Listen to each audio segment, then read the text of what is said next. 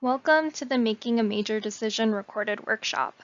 In this video, we'll talk about the process by which you can start to make a decision about what major to declare, or if you're changing your major, what major to change to. I really want to emphasize that it is a process. It isn't something that, by the end of this workshop, you'll know what major to decide. But we're hoping that by the end of this, you will have the tools and the resources that you need to be able to start that process.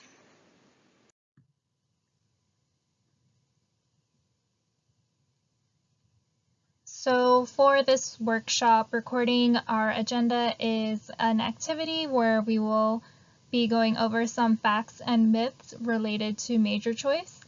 Then we'll be covering the major planning process and exploring some of the Career Center resources that you can use for major exploration so that you can make an informed decision as it relates to your major. So by the end of this workshop, we hope that you'll be able to identify resources that we provide that will help you decide on your college major. Understand the factors that play into what major or majors might be right for you and your career ambitions. And debunk myths that your major automatically equals what careers you can choose from. At the bottom, we have our NACE career readiness competencies that are associated with this workshop and the major decision-making process. So first we have leadership. So just the fact that you are here taking the initiative, and we hope that you will continue to do so to understand yourself so that you can make this decision for your education and career. That in and of itself showcases leadership. Next, we have critical thinking. So in order to make an informed decision, you have to look for information, acquire it, and then think through this information critically to solve this problem of what major should I declare or what major should I change to. In addition, you're also assessing the different supports that you have available to you and the different resources and how those can also play into your decision-making process. Lastly, we have career and self-development. So considering different major options will involve considering different career options. Here we have our full list of the NACE career readiness competencies. So NACE stands for National Association of Colleges and Employers. Numerous college career centers and employers are members of this organization, and they have come together to agree upon this set of competencies that they believe broadly prepare college graduates for a successful transition into the workplace. And the great thing about these competencies is that you can acquire them in so many different ways and settings. So we hope that, continuing to engage in our services, getting involved on campus or off campus, you will start developing these different competencies so that you can make that successful transition into the workplace upon graduation.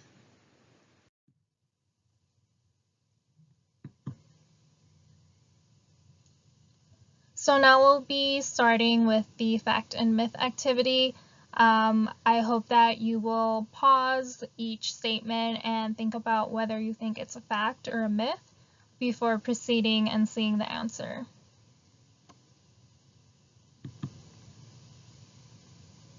So the statement is, the majority of students find themselves in a career field related to their major. Do you think this is a fact or a myth? This is actually a myth. So this is a myth. According to data from Career Builder, which is a national survey conducted by Harris Interactive, this survey found that 47% of college-educated workers reported not working in the field of their major for their first job out of college. Furthermore, the U.S. Census Bureau also found that 72% of those who have a bachelor's degree in STEM were not employed in STEM occupations during the period of 2013 to 2015. However, there was a sharp decline in hiring during this time for STEM occupations and organizations. So that definitely played a role in this number. But, regardless, there is, because you declare a major, it does not dictate what your career will be. That is really the main point of the slide, and I hope if you take anything away from this presentation, it's that your major does not equal your career. You can also, that first job that you get out of college is most likely not going to be the last job that you will ever have before you retire. So your career trajectory will probably be more of like a spiral as opposed to something very linear or static.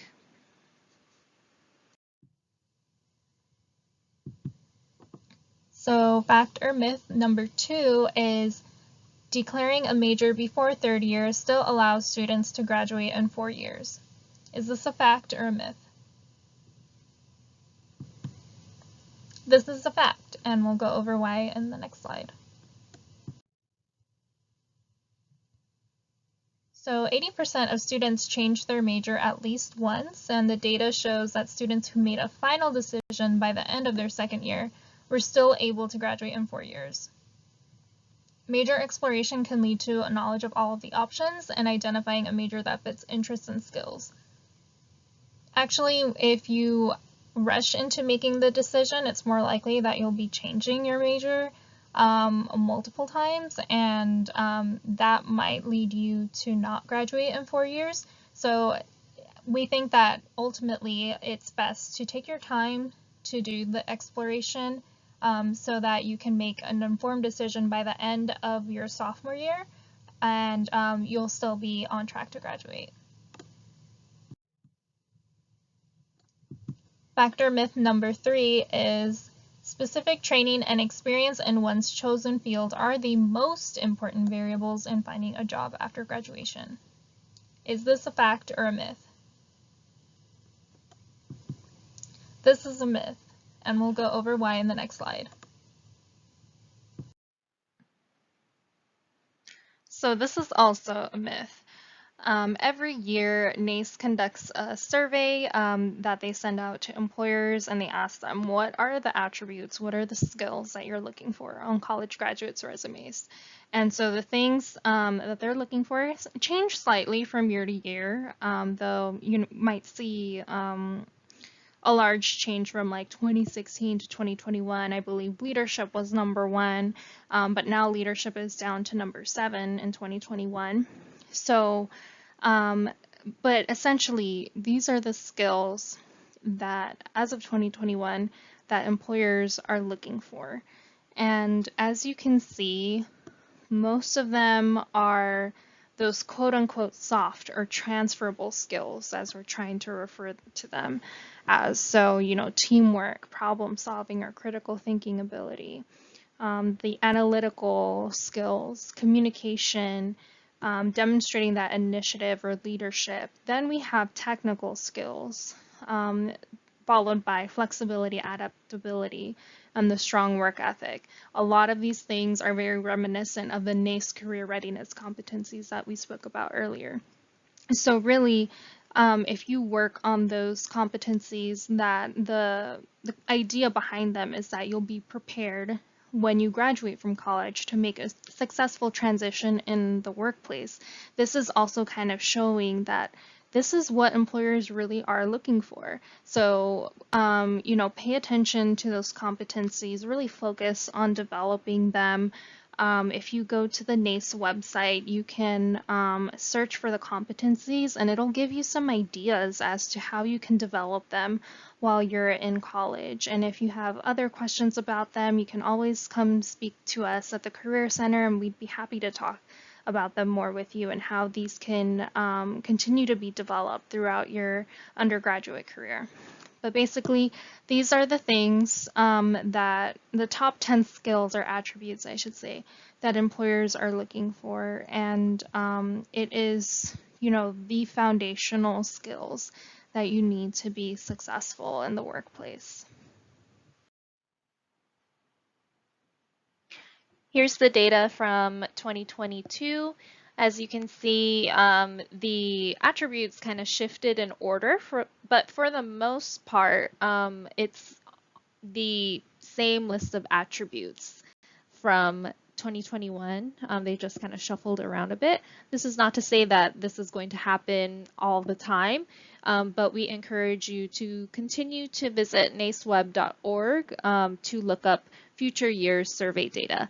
The survey data is typically released at the beginning of every calendar year, so I encourage you to visit naceweb.org. You can also follow NACE on LinkedIn, and they will create a post when that survey data is available and feature information from the survey.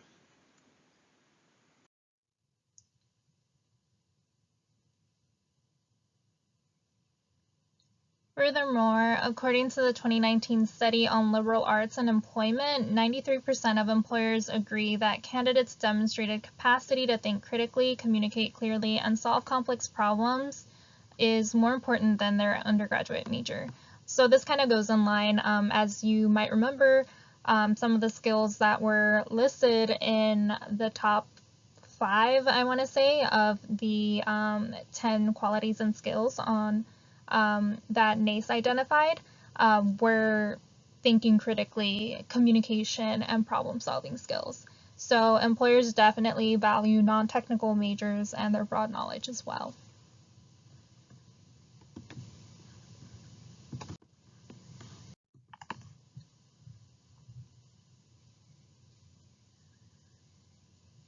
So this is our career decision-making model that we use when students are interested in exploring careers.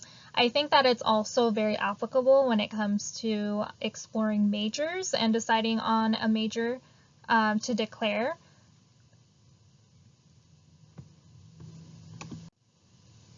While it's not indicated here, I think the first step in proceeding with the career, or maybe we can call it the major decision-making model for this workshop, is knowing yourself. By understanding and identifying your VIPs, or values, interests, personality type, and skills and strengths, you can use that knowledge to inform you as you proceed into exploring major options and maybe taking action, so declaring your major and taking courses. And it's important to note here that all of the different sections of the major decision-making model point in both directions. So it's possible that while you're exploring, you might find that maybe a major you thought would be a good fit for you turns out not to be. And it's totally okay to go back to the drawing board, so to speak, and look at other options to consider.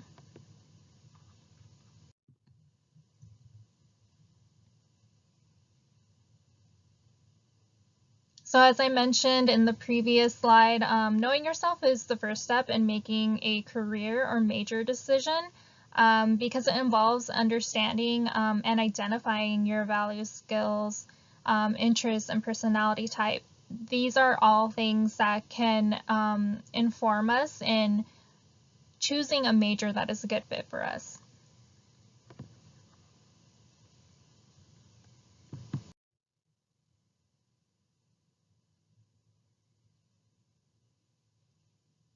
So now we're going to practice and do a little exercise with a student named Jonathan.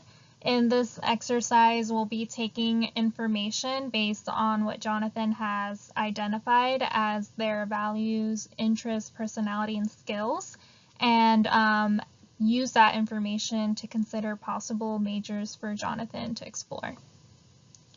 Under personality, Jonathan has listed creative and persuasive. Jonathan's interests are travel and health.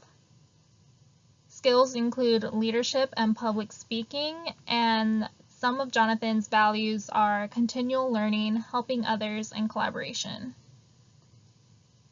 So if you can take a moment to pause and take this information to generate some potential majors that Jonathan might consider based on Jonathan's VIPs.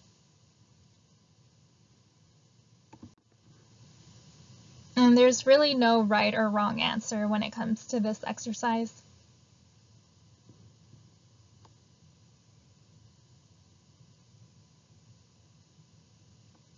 So hopefully by this time you've considered some possible majors for Jonathan.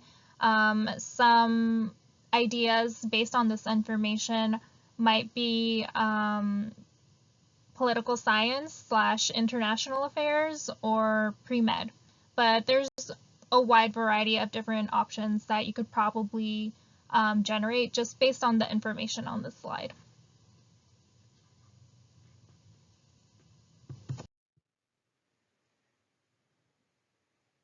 So now I'd like you to apply the same activity and do a quick self-assessment of yourself, of your values, interests, personality, and skills. Feel free to pause this slide and take a look at the different components and read the description for each of them to kind of help guide you through thinking about these different components.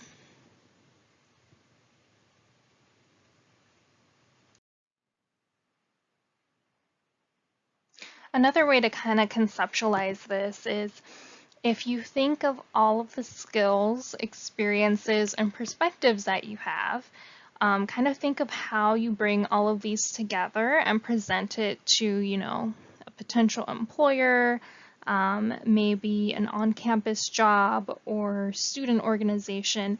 Think of it all coming together in one gift box. So think about not trying to sell yourself short and only thinking of your major and degree that you're pursuing or that you plan to pursue when approaching this gift box, because that's just one component of it. You have so much more to offer in addition to that. That's just one piece. You also have the skills and the experiences and your unique background and perspectives that you offer. So we'll be going through each of these different components in the next few slides.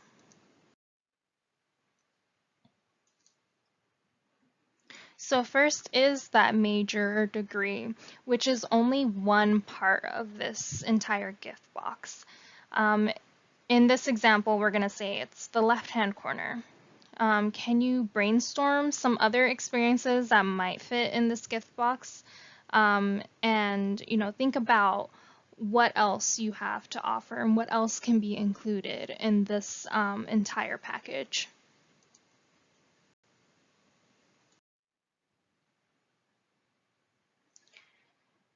So if we look at this example of a fake student named Terabyte who has or is pursuing a Bachelor of Science in Computer Science, if we take a look at what other skills and strengths and experiences this student has, you can see how they can kind of fill up the rest of the gift box into one entire package. So we have the volunteer experiences showing that this individual is service-oriented. We have the ability to learn independently, and there's different accomplishments, different things that they've learned independently, personal strengths, and skills that they have. So their ability to make connections, being adaptable, communication piece as well. So all of these things together comprise a complete package that you are bringing to a workplace, that you're bringing to an organization. in the future. So the major, again, is just one piece of that. So your major, again, the point that we're trying to drive home here is your major doesn't dictate the career path that you're going to be taking, because it's just, again, one component of this entire package.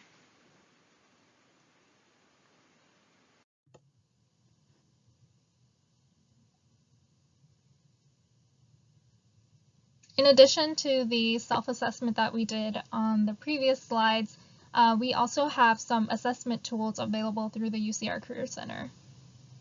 So these include the Strong Interest Inventory and the Myers-Briggs Type Indicator. The first of these two kind of go hand in hand. The first is, as it sounds, you're learning about what are some of your interests and how these can relate to a career. Then we have the Myers-Briggs Type Indicator, which you might have heard of. It also is known as the MBTI. This is it assesses for a sense of your personality as it relates to work. So it might recommend certain work environments and occupations that are associated with these work environments that might be a good fit for you.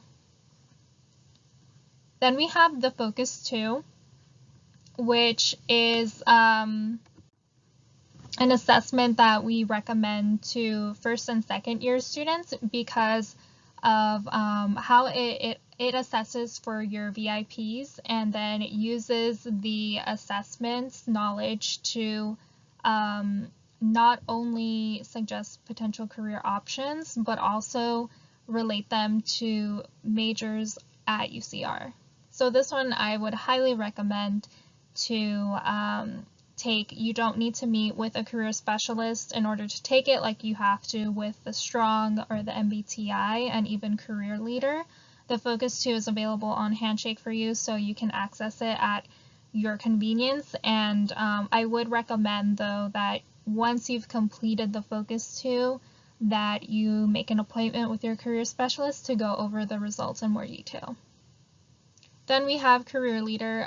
It's the only one that you have to pay for out of the assessments that we provide at the Career Center, and this one is more about learning your leadership style.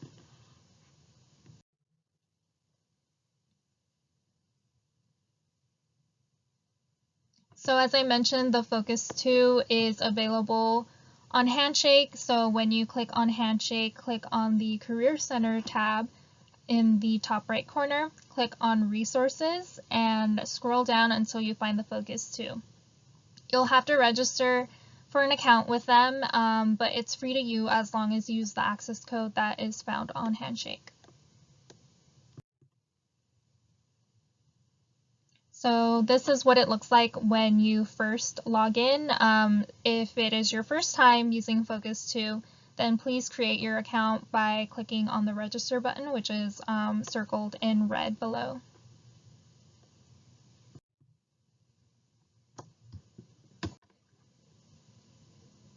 There are 5 assessments that you'll take on the Focus 2,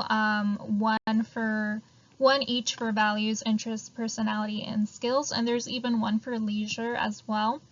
When you complete each assessment, it'll give you a breakdown of your results. So here we have some details about this person's personality type based on the answers that they selected.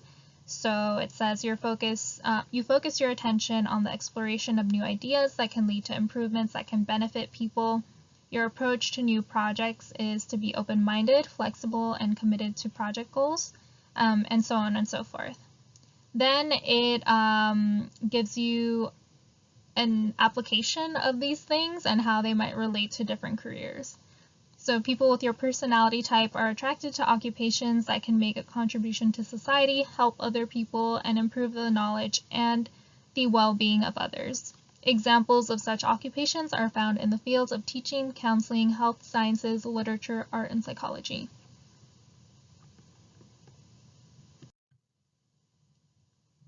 If you click on continue from this screen on the previous slide, It'll take you to where you can find occupations that match your results. So things like academic advisor or actor and actress. Then it'll take some of the majors and programs at UCR that kind of relate to those occupations.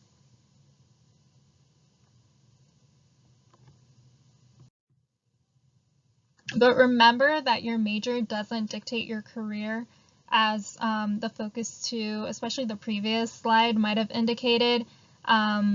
According to LinkedIn profiles, UCR alum work in a variety of different industries and job functions. So people in computer science have gone into arts and design, and people in psychology have gone into information technology. So I would encourage you to look at UCR alumni on LinkedIn and find people who have graduated with the same major that you are declaring or you're interested in, or maybe you're second guessing, and see what they've done with their degrees. Your major might surprise you.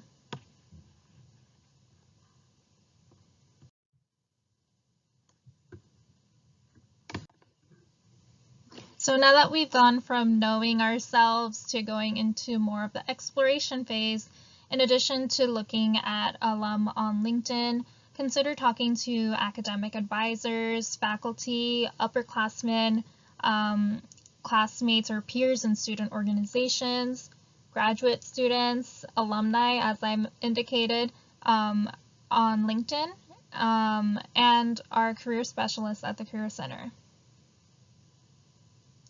Look for ways that you can combine your interests as well through your choice of majors and minors and areas of concentration.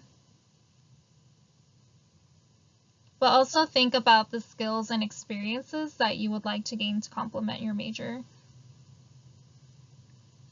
As we've been mentioning, your major doesn't dictate your career, but it's what you do with your major in terms of the skills and experiences that you gather that will kind of lead you along your non-linear career path.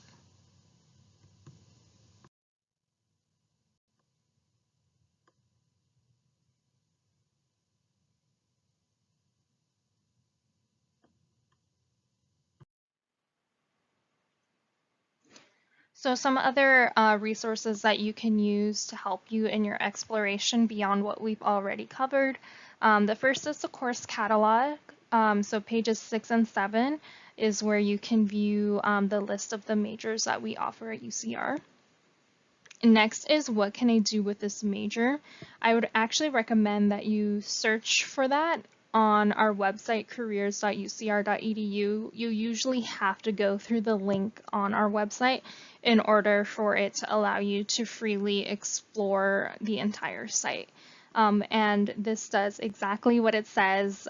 So you can select from a wide number of different majors, some of which we don't even have at UCR, but you can select from these and it'll present you a web page and also a PDF version where you can take a look at the different fields, employers, and strategies that you can use to get to these different goals that you might have. Or if you're curious about something else, you can conduct more research using some of the resources that we have below.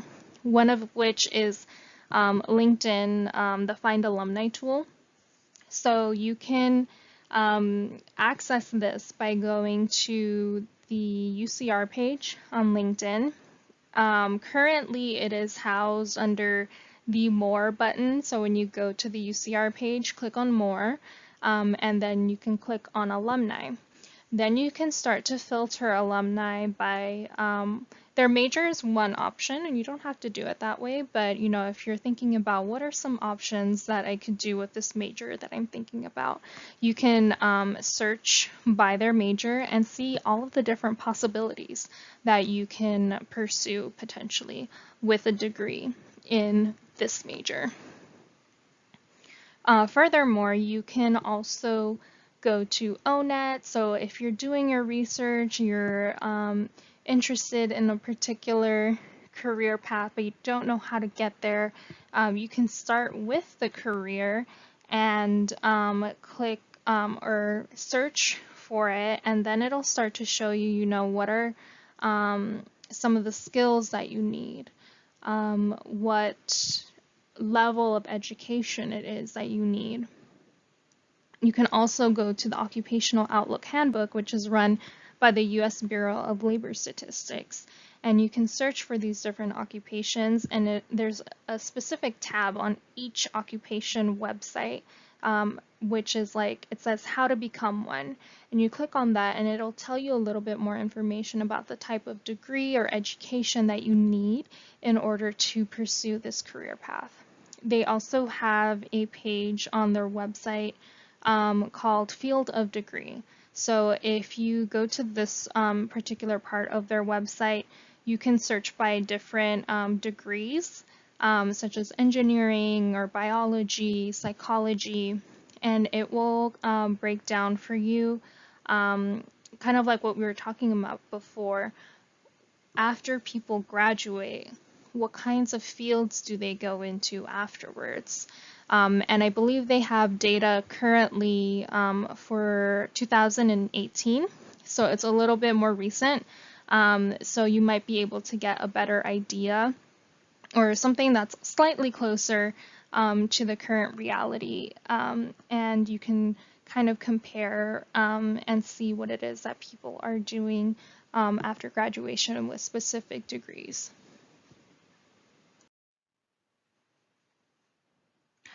Lastly, I wanted to talk to you about the UCR Career Network, which is an online community for networking, mentoring, and job opportunities for alumni and students. It functions very similarly to LinkedIn. Some of the differences are you have to opt in to be part of this network, whereas on LinkedIn, if you put that you went to UCR or graduated from UCR, you're automatically pulled into the alumni network on there. So the people who are here because they want to connect with other people, whether it's alum or current students. So I highly recommend that you take advantage of this platform so that you can connect with people who are working in the field that you're interested in, maybe get leads for a job or internship search and get some advice there. Another unique feature to the UCR Career Network is that you don't have to take it off of the Career Network in order to connect with other people. There is video conferencing call capabilities built into the platform. If you're interested in being part of the UCR Career Network, you can register at careernetwork.ucr.edu.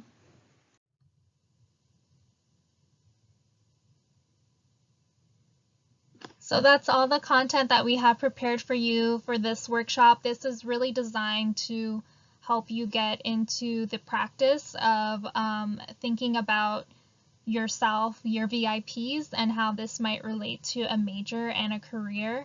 Remember, it is not your major that dictates your career path, and like I said earlier on in our presentation, your career path may be non-linear, so it's okay if you think you want to pursue one thing and then maybe 10 years from now you decide that there's something else that you want to do. People change and people like different things at different stages in their life. So I think there's a statistic that says that people change their jobs 6 to 7 times in their life right now. So do not feel like this is a decision that you're going to have the consequences for the rest of your life. It's possible that you might find yourself being interested in something else later on, and that's totally okay. That is normal. But in the meantime, if you have any questions or need assistance with deciding your major right now, please reach out to us and we'd be happy to support you.